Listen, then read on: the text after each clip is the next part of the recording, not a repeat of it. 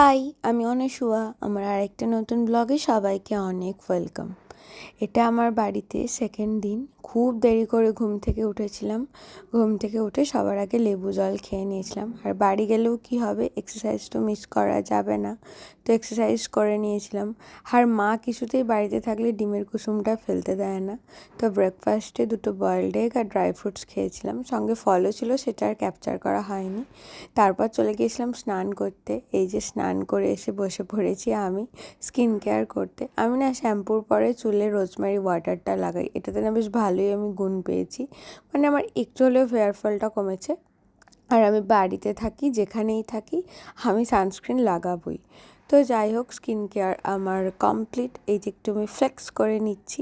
Actually অনেক শখ করে এই ড্রেসিং টেবিলটা করেছি, তো তাই যখনই সময় পাই আয়নার সামনে দাঁড়িয়ে একটু ফটো তুলে নিই বা ভিডিও করে নিই। লাঞ্চের আগে খেয়েছিলাম এসিপি মোরিঙ্গা। লাঞ্চে মা আমাকে 2 পিস মাছ দিয়েছিল, আমি খুব কষ্ট করেই খেয়েছি। আর বাড়িতে তো কিছুতেই মাকে বলতে পারবো না যে আমি সাদা ভাত খাবো না, ব্রাউন রাইস খাবো।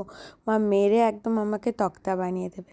আর বিকেলবেলার দিকটা বারান্দাটায় বসে এত সুন্দর হাওয়া দিচ্ছিল, কি ভালো লাগছিল। তো বারান্দায় বসে মা আর আমি একটু চা খাচ্ছিলাম, মা আমাকেও একটু চা করে দিয়েছিল।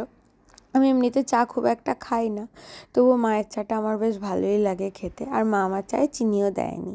তারপর এই যে সন্ধে হয়ে গেছে, আমার মা সন্ধে দিচ্ছে। আমার রুমে আমার একটা গোপালের ফটো টাঙানো আছে, আমার মা সেখানেও সন্ধে দেয়, আমার কি ভালো লাগে। তো যাই হোক, আজকের মতন আমার ছোট্ট ব্লগটা এতটাই। আমার এই বাড়ির ব্লগটা তোমাদের কেমন লেগেছে অবশ্যই জানিও। বাই।